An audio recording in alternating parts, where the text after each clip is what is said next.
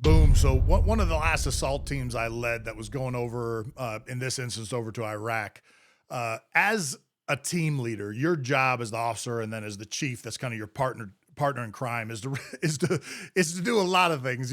Sometimes you're an actual tactical element leader, sometimes you're a therapist, sometimes you're a priest, sometimes you're bailing somebody out of a tough spot, or just kind of working through the problem sets of a bunch of wild personalities that are constantly pushing the threshold, testing you, and pushing the boundaries of what they think they can get away with. One of the cool parts of the military is there's lots of insignia and totems that people have, one to identify a unit, and that people carry themselves for good luck or superstition out there on the battlefield.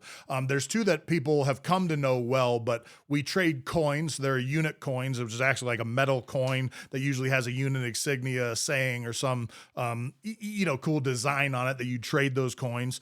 And then combat units in particular, and then some of the most famous units have super famous patches, but will have a patch that they wear on their body armor, their sleeve, or their shoulder to kind of represent the unit they're a part of. And a lot of those come with unique designs. And warrior cultures for centuries have had this. Samurai, as I understand, would engrave sayings on their swords. The Spartans had a V on their shields for the Lacedaemonians and some of the things that represents. There's all these totems that people have used for years to take onto the battlefield, and patches is one that we wear. So a patch would be, I brought one, a patch would be something like this. This is the bone frog. Seals came from the tradition of the frogmen.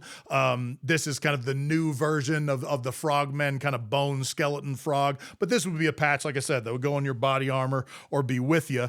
This is kind of I don't know if that was a personally designed patch or one you can just go get. A buddy gave that to me, but lots of different patches I've had over the years, and I've saved those. I came into our team room, and a bunch of our junior guys, the enlisted guys, the shooters, were designing on the kind of whiteboard with erasable ink, the patch. So there's always one guy in the team that's artist or a drawer, and they're kind of coming up with these. And I look at all of them, and they all look like the Knights Templar or some Crusader patch getting ready to run into Jerusalem on crusade. And I'm like, ooh, I kind of see the patch. They can tell something's going on, but I don't freak out. But I was like, what do we got going on here, boys? They're like, oh, we're designing a patch, boss, coming up with a couple ideas. Then we'll submit it to the team, vote on it, and go with it. And I said, no, sounds good. I get it. I said, does anybody know what our primary mission set will be in Iraq when we get out on this deployment? One of my guys immediately, exactly like the warrior and killer he is, says our job will be to close with, find, identify, kill, or capture the enemy. And I was like, no doubt we'll be doing that for the bulk of the time.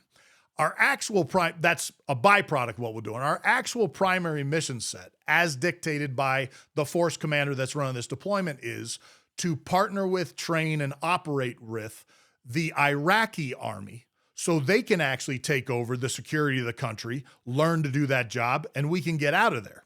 So our partner force will be Muslim Iraqi soldiers.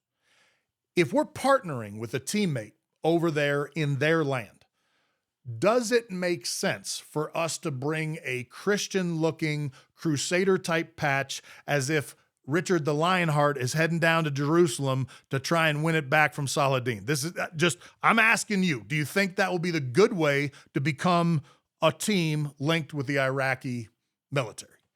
And the guys begrudgingly sort of, complain and kind of work through it. I left the room. I didn't want to belabor it. To be honest, if they ended up with one of those patches, I probably wouldn't have fought them on it because I feel like that's their job to do. They did design what I consider to be an appropriate and cool patch, so we moved forward. The best thing about this part is when we got over there and went into combat with these Iraqis, some of who died right next to teammates and people that I was in fights with and fought right alongside us, is about midway through that deployment, we started wearing the patch of the Iraqi unit we were training, just to kind of show that solidarity and that connection.